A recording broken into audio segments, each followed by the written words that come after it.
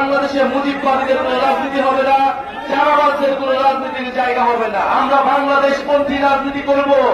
বাংলাদেশে ভারতপন্থী এবং পাকিস্তানপন্থী রাজনীতির কোন জায়গা হবে না। চাঁদাবাজার, দখলদার, মুজিববাদের পাহারাদার। আমরা সেই তরুণ যারা জুলাই গণঅভ্যুত্থানে অংশ নিয়ে শেখ হাসিনাকে দেশ ছাড়া করেছিলাম। প্রিয় বরগুনাবাসী, আপনারা জানেন বিগত 16 বছর দেশে একটা ফ্যাসিস্ট সরকার ছিল। যেই সরকার দুর্নীতি, মাফিয়াতন্ত্র, গুম, মানবাধিকার হরণ সহ এমন কোন অপকর্ম নাই তারা করে নাই। সেই অপকর্ম থেকে বাংলাদেশকে মুক্তি দিতে, স্বৈরাচারকে মুক্তি দিতে দেশের ছাত্র তরুণরা রাজপথে নেমে এসেছিল। এই আপনাদের বরগুনার 10 জন মানুষ শহীদ হয়েছে, জাতীয় বীর তারা। তাদের কারণে আমরা আজকে নতুন স্বাধীনতা এবং মুক্তি লাভ পেয়েছি। আমরা সেই সকল শহীদদেরকে স্মরণ করছি শ্রদ্ধার সাথে। যারা আহত যোদ্ধা রয়েছে, যাদের গায়ে এখনো বুলেট রয়েছে, যাদের অঙ্গহানি হয়েছে, তাদের কারণে আমরা স্বাধীনতা পেয়েছি নতুন করে, তাদেরকেও আমরা স্মরণ করছি শ্রদ্ধার সাথে। প্রিয় বরগুনাবাসী, আমরা জানি অনেক লড়াই সংগ্রাম করে আপনাদের উপকূলে টিকে থাকতে হয়। দুর্যোগ এবং নদী ভাঙন সবকিছুকে উপেক্ষা করে বরগুনাবাসী লড়াই সংগ্রাম করে যায়। বরগুনাবাসীর দিকে কেউ তাকায় না।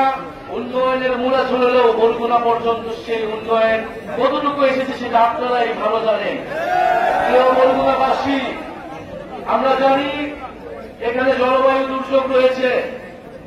বরগুনায় লবণাক্ত পানি কৃষির সমস্যা তৈরি করছে, সুপেয় পানির অভাব তৈরি করছে। বরগুনায় আমাদের জলবায়ু উদ্বাস্তু তৈরি হচ্ছে। পুরা বাংলাদেশের আমরা ধরি যে আগামী দিনে বঙ্গোপসাগর হচ্ছে আমাদের ভবিষ্যৎ এবং সম্ভাবনার জায়গা। সেই জায়গায় বরগুনায় মতো উপকূলীয় অঞ্চলগুলোকে আমাদের শক্তিশালী ঘাঁটি হিসেবে গড়ে তুলতে হবে। জাতীয় নাগরিক পার্টি সেই জায়গা থেকে বরগুনাবাসীর প্রতি কমিটমেন্ট রাখছে। বরগুনার প্রতিটি নদী আমাদের রক্তধারা, বরগুনার জেলে মজুররা আমাদের পরম আত্মীয়। প্রিয় বরগুনাবাসী, আমরা জানি জুলাই গণঅভ্যুত্থানের পরে চাঁদাবাজ এবং দুর্নীতি আবারও চেপে বসেছে বাংলাদেশ রাষ্ট্রে। আমরা বলেছিলাম যে চাঁদাবাজ এবং মাফিয়াদের যে সিস্টেম টিকিয়ে রাখে সেই সিস্টেমে আমরা পতন চাই, কিন্তু দেখেছি যে সেই সিস্টেমকে আবারও টিকিয়ে রাখতে একটি দল, চাঁদাবাজ এবং দুর্নীতিকে প্রশ্রয় দিচ্ছে একটি দল। আপনারা কয়েকদিন আগে ঢাকায় দেখেছেন এই বরগুনা এলাকার সন্তান সোহাগকে কিভাবে বিভৎসভাবে পাথর দিয়ে জনসম্মুখে সবার সামনে হত্যা করা হয়েছে। বরগুনাবাসীকে এই ধরনের সিস্টেম দেখতে চায়? বরগুনাবাসীকে এই পাথর মেরে হত্যার রাজনীতি দেখতে চায়? বরগুনাবাসীকে এই চাঁদাবাজির রাজনীতি দেখতে চায়? প্রিয় বরগুনাবাসী, আপনাদের সন্তানকে ঢাকা শহরে এইভাবে মেরে ফেলা হয়েছে। আপনারা তার প্রতিবাদ তৈরি করুন। আপনারা সেই দৃশ্য বাংলাদেশের প্রতিটি মানুষকে দেখান যে কিভাবে গণঅভ্যুত্থানের পরে হাজারো মানুষের রক্তের পরেও এই সরকারের আইন শৃঙ্খলার ব্যর্থতা এবং একটা রাজনৈতিক দলের চাঁদাবাজদের সমর্থন দেওয়ার ফলে আপনাদের সন্তানকে কিভাবে পাথর মেরে হত্যা করা হয়েছে।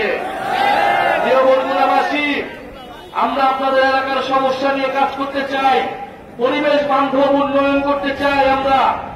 আমরা চাই এই বরগুনা নদী সমুদ্র রক্ষা হবে, উপকূল সুরক্ষা হবে এবং মানুষের স্বাস্থ্য এবং শিক্ষার সমস্যা দূর হবে। আপনাদের এলাকার সন্তান ফয়সাল মাহমুদ শান্ত জাতীয় নাগরিক পার্টিতে গুরুত্বপূর্ণ ভূমিকা পালন করছে। ছাত্র জীবনে ফ্যাসিবাদের বিরুদ্ধে লড়াই করেছে দীর্ঘদিন।